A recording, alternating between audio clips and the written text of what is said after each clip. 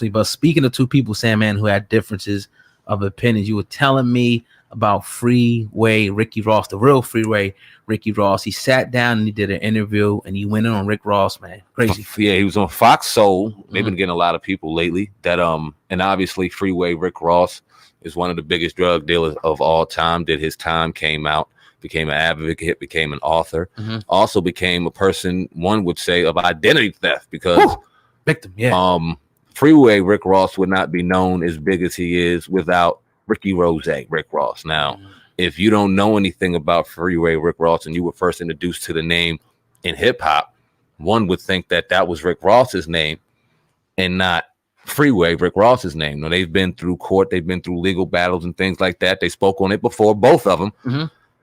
Freeway recently sat down and talked about it, brought up some interesting dialogue. Oh God, and I wanted to talk about it. So let's hear him first and get to it.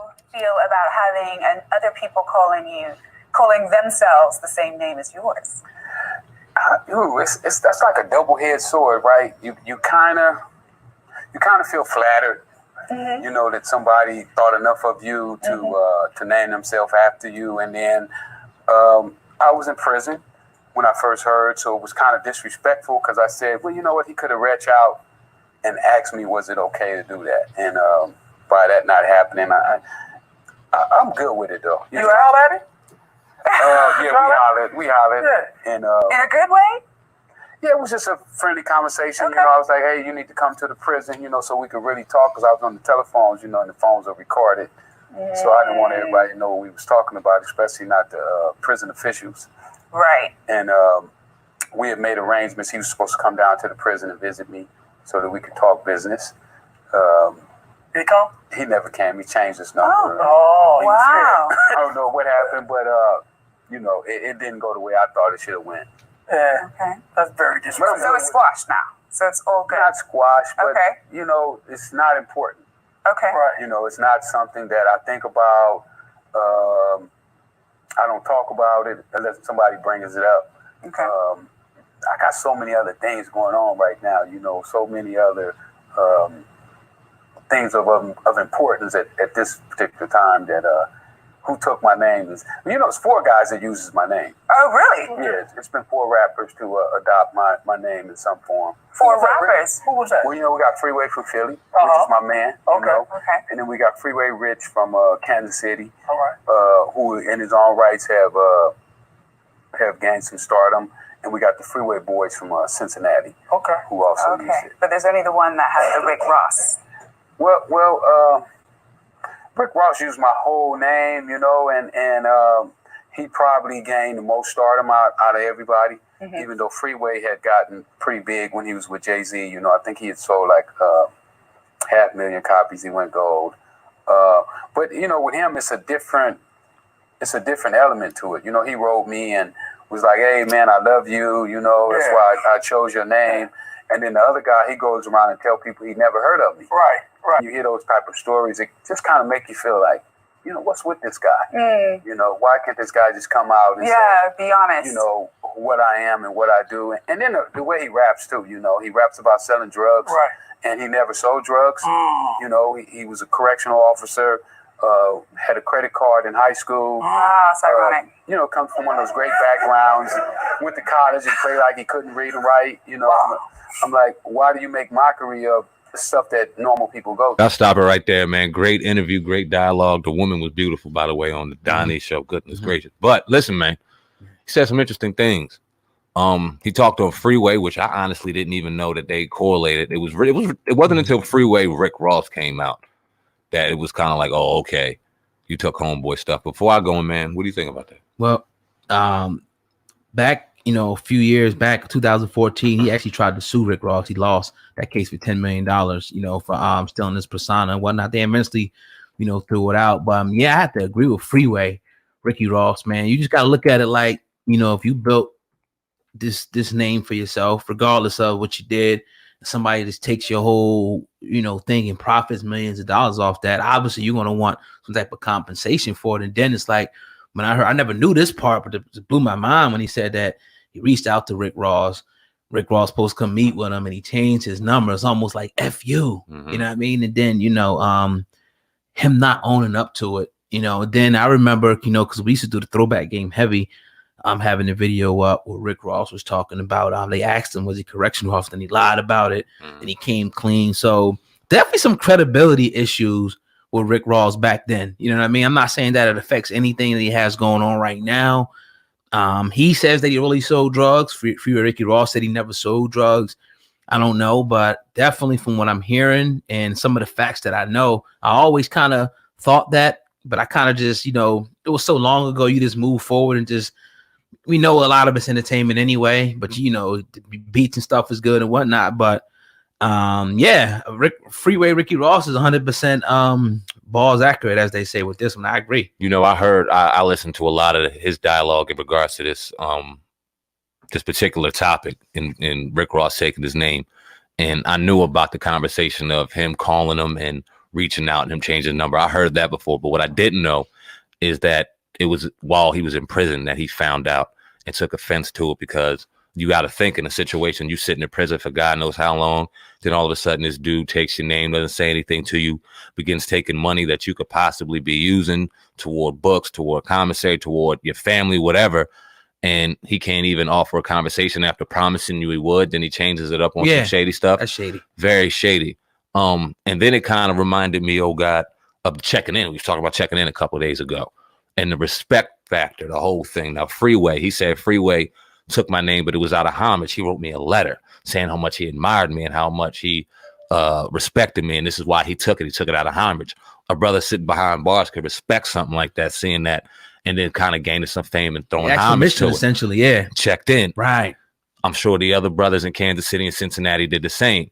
It was Rick Ross rubbing him the wrong way and doing that kind of threw a disdain in his mouth. And once he got out of jail and got free and was like, no, we're going to take legal action. And then it's just real dirty when you look at it, man. And I think this is why, because I think both of us will agree, I don't think there's been a Rick Ross album that top to bottom, you won't look at it and give it A- B grade. I don't think he's anything less. I think people don't think it's real, though. But they don't think it's genuine. And this is why he's not in the greatest rapper of all time in a decade conversation. Or when you talk about greatest rappers of our generation, he ain't never in it. I think that this is a gift and a curse. Yeah, you took a brother's name and you got famous from it, but you'll never be one of the greats because of it, in my opinion. In my opinion, what I think happened, I don't know this to be true, is that once he got sued for that $10 million, he made up that whole story about them calling him Big Boss, and they slipped up and called him Rick Ross. Yeah, I didn't even know about that. That exactly. was crazy too. I'm sure him and his lawyer concocted that for him, to make it out.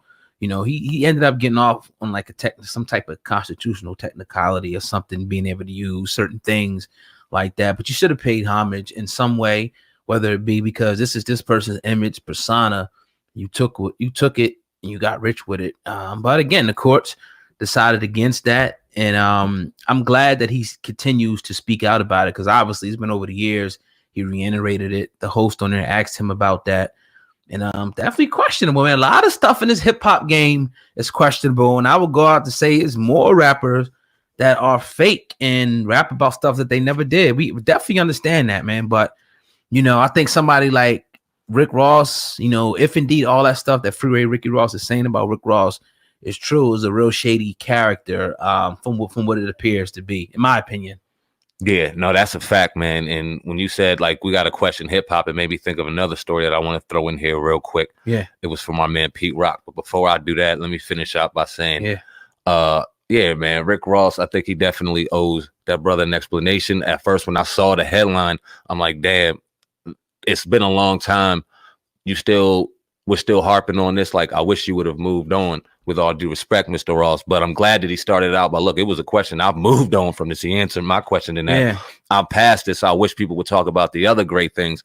Hopefully you see this and we get the opportunity to do so in the near future, because I would love to hear it.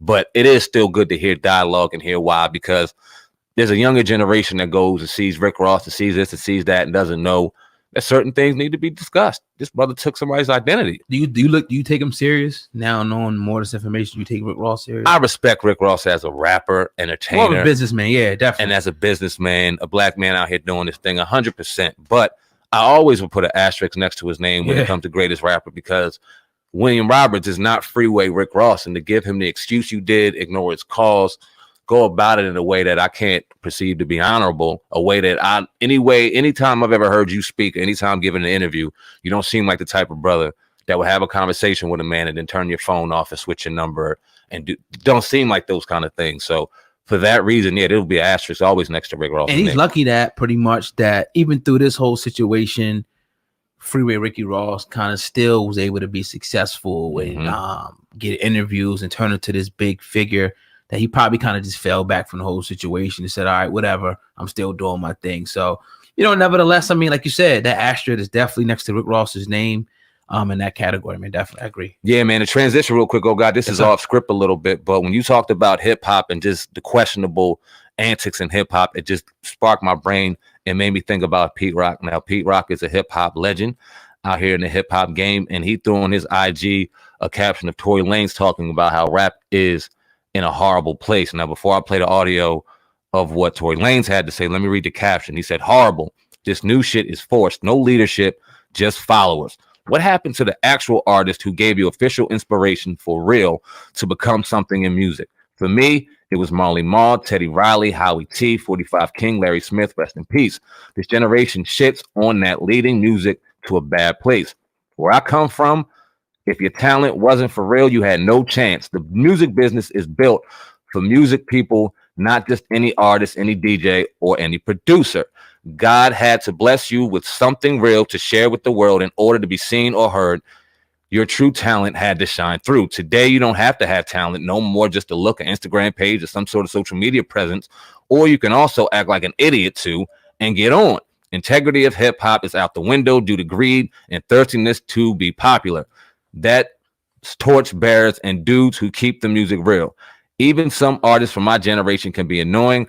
I got love for them, even when they don't show it back to me. Mainstream radio sounds really, really bad, and nobody in the world cares about real music anymore. They big up this new shit like it's talent involved. Mofos hate the truth, and that's a goddamn shame, man. Big up to the real artists who make real music from a new world." Let me read one more line. He said, "That's my today's generation, minus the real dudes. Y'all know who y'all are. My 90s torchbearers and dudes who keep the real music alive," man. Oh, God, he said that. And then Tory Lanez said this. I'll play this real quick and to get your thoughts. Now look at rap right now. Rap is in a horrible place. A horrible place. You gotta look at it right now. What's the best rap song you've heard right now? Like, what's the best rap song out right now? Even that's like commercially known, like a viable. Commercially known, or like just something that shakes you, like, in a while. Is like, where you're going? A lot of them is singing on these records. Is that where you're going? No, I'm just saying in general. Like, what you just think there's not much. I just feel like rap has got to a repetitive place where it's like a lot of sound alikes. It's a lot of. There's this one sound that's like right now that's like it just sounds like it's just out of like a automated box, and it's just like let's just go on it, put a bunch of autotune on it, hood nigga beat, hood nigga song. It's good to go. There's some talented guys, and they're saying some things. All right, oh God, I mean, that's pretty much Rhapsody sums it up. Yeah. Whew. Trap beat, yeah, trap lyric, auto-tune all over it. Like we talk about all the time. Yeah. And you're a hip-hop artist in 2019, 2020, and beyond, man. What do you think about what Pete Rock, said, and then hearing what Tory Lanez had to say? I agree 100%, especially with Pete Rock, and then Tory Lanez put the icing definitely on the cake. And that's one of my criticisms of this with this hip hop thing, man. Like you say, not to sound repetitive to what them guys were saying, but it just is what it is. Like, I don't even listen to it no more because, you can go down a list of these rappers and then you're going to hear, like, let's say, for example, Little Baby, then Da Baby, comes out and sets like a little, transition to sound somewhat. So now you got a whole bunch of people that sound like Da Baby now that's coming right behind him. I don't like it, man. I come from an era, and maybe call us biased or whatever, where everybody was distinct. Jay-Z was distinct. DMX was distinct. Ja Rule was even distinct. Jadakiss and, Big Pun, Fat Joe. Everybody had a distinct lane, but it all meshed well together. Like, you're not going to hear, DMX and Jay-Z rapping with the same cadence. Busta Rhymes. Right, with the same thing. Everybody was different. It showed their, unique creativity. But I think there's a blueprint that has been set that people are just trying to follow. Like you said, those type of beats that they put on, you know, the look, the chains, and all that, smoking your weed, but there's no real lyrical content. Just had the beat, make sure that shit is booming, straight trap beat, and just has something real catchy to say. And I think that, you know, it might be cool for now, but it's going to be short lived, man. And the real artists, the real creators out there are going to live past this. Right now, it's just a fad that's going to you know, turn over. But it's sickening to hear all these dudes on auto-tune, to hear all these dudes rapping the same way, making the same type of songs, man. I just, you know, I don't like it. I just don't, man. That's why I'm in my R&B bag at this point, to be honest with you. Bro, it's literally all the same. Yeah, it's literally all the same. And I'll go take it a step further, because even R&B, look, you know, I'm an R&B dude, R&B singer, love R&B to the core. I'm listening to R&B from when we were in high school. I'm talking about 2002, 2001, right? 112, Drew Hill. Yes, I was listening to some Mario, some old Usher, some old Trey songs, like the old Trey songs, and they ain't singing about the same shit today that they were singing about back in the day. I could see how I fell in love with one woman and wanted to court a woman, and I could hear it. I'm sitting back, you know what I mean? We doing our thing on a nightcap, and I got my headphones in, and I'm rocking this on 112, and I'm listening to the lyrics, reminiscing on a day where I thought love was real. Yes, sir. And you see, and you kind of get it feels fucking good, bro. Yeah. Today's music don't make you feel nothing like that. Not even the R&B. The R&B is so meshed in with the hip hop. If somebody wants to sing it, then you got the rappers wanting to sing and the singers wanting to rap, and all they're doing is throwing a bunch of auto tune on it, and it all sounds the same. R&B needs to have that breath of fresh air. Hip hop needs that breath of fresh air, man. You made a great point when you said you got your Jay-Z's, you got Ja Rule, you got DMX, you got a Busta Rhymes, you got Big Pun, you got a Redman, you got a Wu-Tang, you got the Locks, you got a Mobb Deep. Yeah. All of them having their signature sound. Yes, sir. None of them even wanting to remotely sound the same, but all of them being in just a great melting pot of a beautiful culture, and it finding and sticking and having its place in time. This generation's hip hop, I don't know where they'll find their place in time. It wouldn't hurt me as much if they all just didn't sound the same on the same goddamn beat with the same cadence. Speak same your lyrics. Piece. Yeah, you know what I mean? Everybody saying the same thing. I don't want to hear that, man. Yeah. And where's the challenge at? I showed you something on IG where a geek had his computer and made a Migos song in 3 seconds, and the joint was dope. It's like, yo, there's no creativity, there's no hard work in it anymore, and I think they deserve the criticism when it comes to that. Yeah, and to clarify, we seen the Migos live, you know, we think that they're dope and they could definitely rap. But we talking about the sound, you know, is one of the, you know, sounds that they made popular, the cadences that they made popular. There's just so many mini Migos now. It's sickening. You know what I mean? Yeah, it's watered down to the core, man. You can't deal with it. Yes, sir. That was a dope segment, man, right there. Definitely. But the Hip Hop Uncensored podcast, you tuned into episode 293. Go ahead and hit that 5-star rating. Don't forget to subscribe and leave a comment at the bottom if you're listening to the audio version now. Sam, man, before we came in today, you was telling me that TMZ pretty much walked up on Steve Harvey, and he had something to say about Mark Curry and his daughter potentially dating Future. Yeah, man. No, actually, it was the Hollywood Fix. I don't know who they are, but out in LA. They had a little chill time with Steve Harvey. I don't know if it was planned or not, but he was just chilling, and he had answered some questions. So let's listen to what he said. Sure. I don't know nothing about it. You don't? Do you approve of Future? Future. I don't know nothing about it. You don't? Do you approve of Future? I don't know nothing about it. Okay. I got to ask one other thing. Mark Curry says that you're still stealing his jokes. Hey man, listen to me. Yeah. Now this might be the sickness right here. Yeah. Mark Curry needs to grow up. Steve Harvey has been on stage since 2015. Well, he said he used to watch your show. Ask Mark Curry what joke he's talking about. Tell him to grow up, man. I think it was on Little Big Shots. Are you kidding me? Yeah, he said. Are you kidding me? He said that he confronted you about it before, and then he still ain't saying what joke it is. Get a life, get a career. Go do something, man. Well, he's thinking this is going to help him. He's thinking this is going to help him get a stand-up special now with Netflix or HBO. Well, good. Go ahead and get one. I got 5 of them, 6 of them. Yeah. Go get one. That'll be good. I'll be happy for him. Do you think he will get one out of it? I think he deserves one. Yeah? Yeah. Will you help him? Any chance you would come out on stage, maybe, like make a truce? Oh, I'm pretty sure. I don't need a truce. I'm already in peace. Yeah. He doesn't know what he's talking about. He making stuff up, so I'm in peace. I'm good with it. And the only reason I'm coming is because he keep running his mouth about it. Right. Let's grow up. Right. I'm a grown man. You look like it.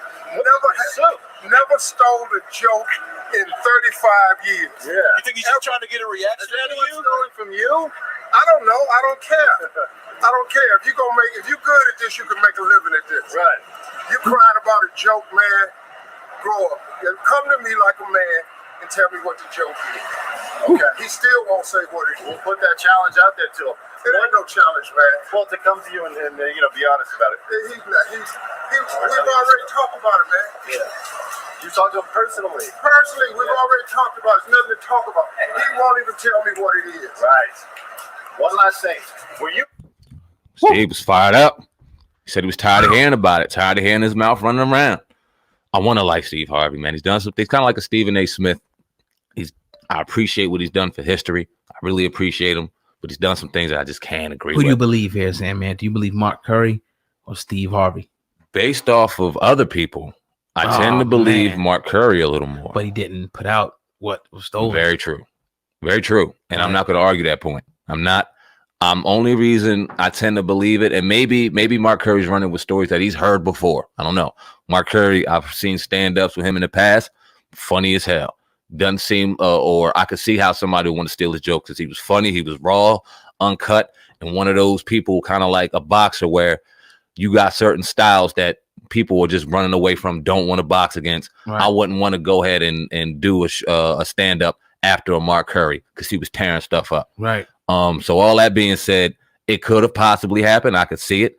Or he could be just mad at the success of Steve Harvey and he's dealt with some personal things that he's dealt with some things physically that out of his control, but kind of harder his career. So I don't know. Think he's out of his mind, Mark Curry? I don't saying that. I want to hear him respond and really clarify because now like the ball's in your court, bro. It's like, what did he take? If you saying he pretty much accused him of taking a whole damn near routine, didn't he? Yeah. So it's just like, the ball's in your court to now prove it. If not, we got to dismiss you as just lying, man. He said something about taking like a little something. The interview referenced something that Steve Harvey meant more toward the line of grow up. Right. Just grow up. Right. I don't know, man. I don't know. I think that comedians do definitely steal jokes. I don't know if Steve Harvey's at a place where stand-up comedy is nowhere even in his lane or anywhere he's even thinking about. He got daytime shows. He does award shows. He was on New Year's Eve and he's in the mainstream circle. He ain't worried about that. So do you think that this will affect him, or do you think that I don't even know what I was really ready to ask you? Do you think that he'll get a show off of this? Mark Curry? Yeah. I don't know. I think he'll get a show regardless. I don't know if he'll get paid the way he wants to get paid. But like honestly, when you think about Mark Curry and Steve Harvey, it's just like no comparison. When you really, right now, Steve Harvey has went to way higher highs. Like Mark Curry's almost forgotten about at this point, man. Like I got to be real with you. Do you follow him like that? Like, what was his last project? What is he doing? He's on a stand-up circuit with a lot of comedians, and he's showing his face more. No, he's with main people. Okay. Eddie Griffin. I seen him with Chappelle. I seen him with Chris Rock. He's out there because he's respected. Yeah. You know what I'm saying? I don't know if he's out here doing stand-up shows with him. I don't know if he's on tour. No TV and nothing like that, huh? Not that I know. Okay. I don't. Yeah, and I don't know that man's personal journey to say if he even wants to get on TV. But I know that he's still bitter about Steve Harvey. Do you think he should move on now, given now that he said it? Or, move on or expose jokes, pretty much? Like, you got to move on. At this point, put up or shut the hell up. Word. You know what I mean? Put up and say, all right, this is what he stole. Or, dog, you was lying. Move on. You know, people are going to perceive you as not me calling you that as a hater, somebody who's bitter at the success of another man. That one day y'all was on the same, foot, and now he's on to a whole nother plateau.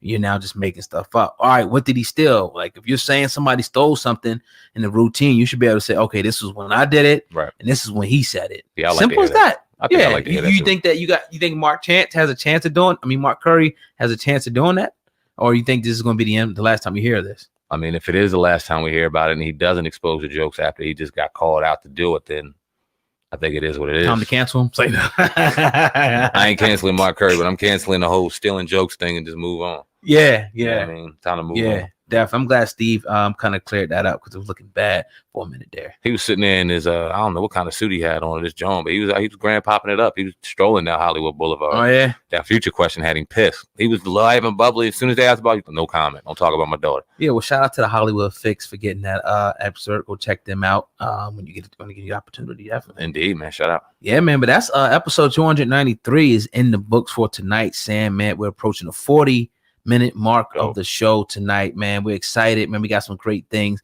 coming up, but we're going to show you, better than we can tell you. All I want to do is ask the people two things before we get out of here. Hit that 5-star rating for us on your screen, and if you want to get the next episode, you got to hit that subscribe button to make sure as soon as we drop an episode that you will get that alert right there on your cell phone, man.